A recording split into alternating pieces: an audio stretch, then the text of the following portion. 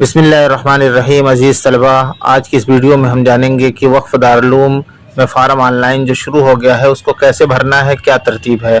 तो सबसे पहले आप गूगल पे क्रोम खोलिए। क्रोम खोल के आप डालिए दारुल वक्फ़ देवबंद। जैसे आप ये डालेंगे तो वेबसाइट आपके सामने खुल के आ जाएगी वक्फ़ दारुल की। उसको आप क्लिक करिए। क्लिक करने के बाद ये इस तरह का इंटरफेस जो आपके सामने दिख रहा है ये खुल के आ जाएगा वक्फ़ दारुल का। इसमें बाईं तरफ देखिए एक रिफ्लेक्स कर रहा है जिस पे लिखा हुआ है कि आप ऑनलाइन फॉर्म भरने के लिए, तो इसको क्लिक करिए। जब आप क्लिक करेंगे तो आपके सामने कुछ हिदायत खुल के आ जाएंगे। उन हिदायत में कौन कौन सी चीज़ें हैं वो आपको बतला दी जाती हैं। नंबर 1 कि इस साल जो फार्म है वो 10 रमज़ान मुबारक से लेके 5 शव्वाल तक जारी रहेगा, उसके बाद फार्म नहीं मिलेगा। और हर जमात में कुछ तादाद मुतय्यन है, वो तादाद अगर मुतय्यन हो गई तो 5 शव्वाल से पहले भी फार्म बंद हो सकता है। इसी तरह दरखास्त फार्म में जो चीज़ें हैं उसको सोच समझ के सही सही भरना है। अपना नाम, पता, वालिद साहब का नाम, डाकखाना, पिन कोड, जो कुछ भी है सरकारी कागजात के मुताबिक जो भी कागजात आप उसमें लगाएंगे, Aadhaar card, voter ID, passport, ड्राइवरी लाइसेंस वगैरह, तो इसके फ़ोटो भी लगाना है और इसी के हिसाब से आपको भरना है, कोई भी गलती ना करें।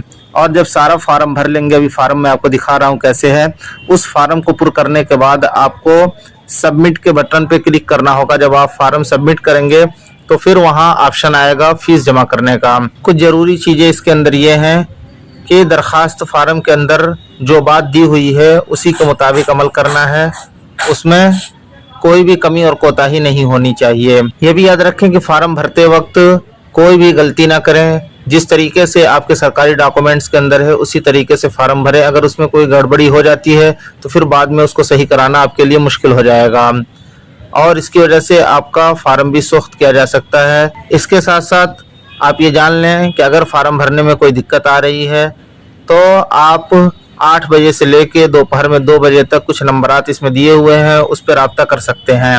फिर उसके बाद कौन कौन सी किताबों का इम्तिहान होगा, नीचे वो सारी तफसील लिखी हुई है। मुख्तसरन उसको भी जान लेते हैं कि कौन कौन सी किताबों का इम्तिहान देना है। अगर आप फ़ारसी में आ रहे हैं तो तारीख़ इस्लाम का पहला हिस्सा, दीनी तालीम का रिसाला और उर्दू खतूत नवेसी, इन सब का तकरीरी इम्तिहान होगा। इसी तरह अगर आप अरबी अव्वल के लिए आ रहे हैं तो आमदनामा, गुलजार दबिस्ता, पंदनामा, फ़ारसी का मुअल्लिम तकरीरी और तहसील मुफ्तदी और फ़ारसी की पहली ये तहरीरी इम्तिहान होगा। इसी तरह अगर आप अरबी दोम के लिए आ रहे हैं तो मीज़ानुस्सर्फ़, नहमीर, पंजगन, गुलिस्तां, इन किताबों की तकरीरी और शरमियत आमिल, मिफ्ताहुल अरबिया का तहरीरी इम्तिहान होगा। अरबी सोम के लिए आ रहे हैं तो हिदायतुन्नौ, नूरुल-इज़ा, इल्मुस्सवा, क़िराअतुल वाज़िहा का दूसरा हिस्सा, ये सब तहरीरी इम्तिहान है। अगर आप अरबी चहारुम के लिए आ रहे हैं तो तर्जुमा कुरान करीम सूरह क़ाफ़ से आखिर तक, काफ़िया, कुदूरी, शरह तहज़ीब, ये सब तहरीरी इम्तिहान है। अब इसके ऊपर सारी ही तहरीरी इम्तिहान है। तो सोम से नीचे तहरीर तकरीरी दोनों होते हैं। सोम के बाद सारे इम्तिहान तहरीरी ही होते हैं, तकरीरी नहीं। अरबी पंजुम के लिए आप आ रहे हैं तो तर्जुमा कुरान करीम सूरह यूसुफ से सूरह क़ाफ़ तक, फिर शरह वक़ाया की दूसरी जिल्द, किताबुल इताक़ तक, उसूलुश शासी और दुरूसुल बलागा। अगर आप अरबी शसम के लिए आ रहे हैं तो हिदाया अव्वल, नूरुल अनवार, मुख्तसरुल मानी, मकामात हरीरी। अरबी हफ्तुम के लिए अगर आप आ रहे हैं जलालैन शरीफ, हिदाया सानी, हुसामी, क़साइद मुंतखबा, दीवान मुतनब्बी से जो मुंतखब करके किताब निकाली गई है। इसी तरह दौर हदीस शरीफ के लिए आ रहे हैं तो हिदाया आखरैन, मिशकात, शरह अकाइद और सिराजी। और अगर आप शोबे हिफ्ज़ के लिए आ रहे हैं तो जितने पारे आपको याद हैं, जितना आप लिखवाएंगे उसका इम्तिहान देना होगा। अगर शोबे तजवीद के लिए आ रहे हैं तो उर्दू हफ्ज़ के लिए कुरान करीम मुकम्मल और उर्दू की पहली और दूसरी किताब और हिसाब का तहरीरी इम्तिहान होगा। अरबी हफ्ज़ के लिए आ रहे हैं तो हिफ्ज़ कुरान करीम मुकम्मल, ये तकरीरी और तर्जुमा कुरान सूरह हज से आखिर तक और कुदूरी का इम्तिहान तहरीरी होगा।